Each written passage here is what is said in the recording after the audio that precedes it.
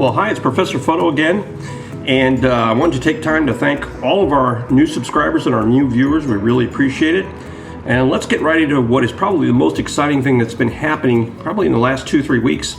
Needless to say, this is the time of year that we have CP+, and once again, some exciting stuff. But in particular, our friends at Cosina managed to throw everybody a curveball and announce the development of 3 new Voigtlander lenses for the full-frame Sony E-Mount. And this is really great news because the bottom line is also with adapters, these lenses are going to be able to fit other cameras. So let's take a look at what's going to happen here. And we've got some nice factory pictures for you to look at. But first of all, let's talk about the Voigtlander APO Macro Lanthar. I don't think I pronounced that right, but whatever. It's a 65mm f2. It's aspherical. And needless to say, it's specifically designed to go on the Sony A7, A7R, A7S, and we know that Sony's getting ready to release a new A7 III and 3R and 3S. That's going to be an interesting situation, but the nice thing about this is the fact that this is probably going to be one of the best lenses that Voigtlander has produced, and it's going to be one of these kind of things where when it finally gets here, it's not like this is an unknown fact, but the fact that they reaffirmed that they're going forward with this worked out really nice. And of course, you're going to see this whole thing hit big time when we get to Photokina. So as we look at this, this is going to give a lot of people who've got a Sony who really want a manual focus lens, or like manual focus lenses, or like the Voigtlander lenses on other cameras that they've been using, and give them a chance to start working with some new focal lengths and new optical formulas.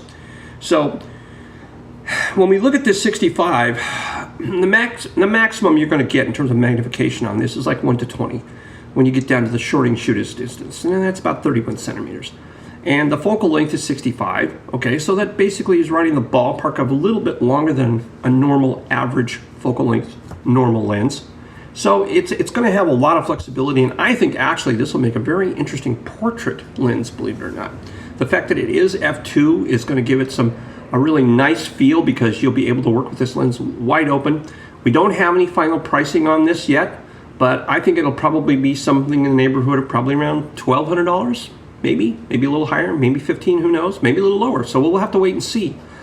The next lens that I think is really exciting, and I wanted to be able to test on a Sony, and I couldn't get a Sony body when I had it, but they're going to make a Voigtlander classic Nocton 35mm f1.4 for the Sony in E-Mount. Now, the thing of it is it's going to cover the whole sensor, and it's one of these kind of things where it's based on the original Nocton M mount, which we have seen before, which worked on the M series Leica cameras and film, and that was awesome.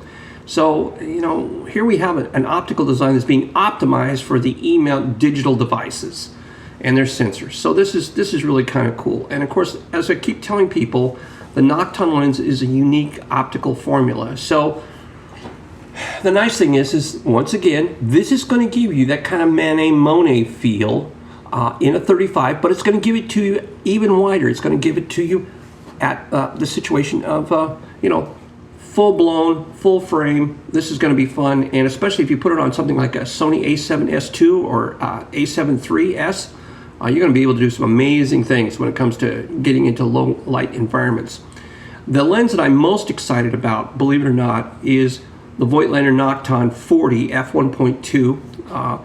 This, I think, is going to be a lens that's going to catch a lot of people off guard. It's one of the least appreciated lenses out there, and yet it's extremely good. And when you put it up with the Sony sensor and you take a look at it, this is going to have the kind of image quality that's probably going to stretch from corner to corner, and it's going to have a really nice flat field of view. It's going to be one of these things you're going to work with this, and you're going to find some people who are going to take to these lenses and really enjoy them.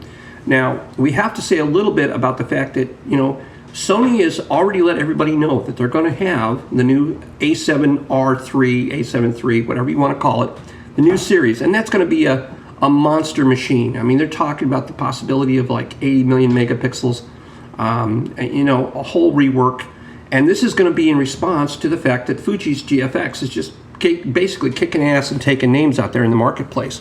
So when you look at what's going on here, Sony has to step up their game. This is a smart move to go up to a, let's say, bigger than expected sensor capacity. And they're going to have to tweak it and give it some more performance in some other levels. So it'll be interesting to see what happens. And the only way you're going to find this out is if you go to Photokina. Now, you'll get some good press information out of there, but Photokina is where this stuff is all going to hit. The problem with Sony releasing the A7 III series at Photokina is they're not going to be shipping it most likely until right around Thanksgiving to Christmas at best. And it wouldn't surprise me with any delay at all that Sony's A7 III series won't get here until sometime, let's say, next year, January, February, that kind of thing. I'm sure they've got some prototype examples out running around.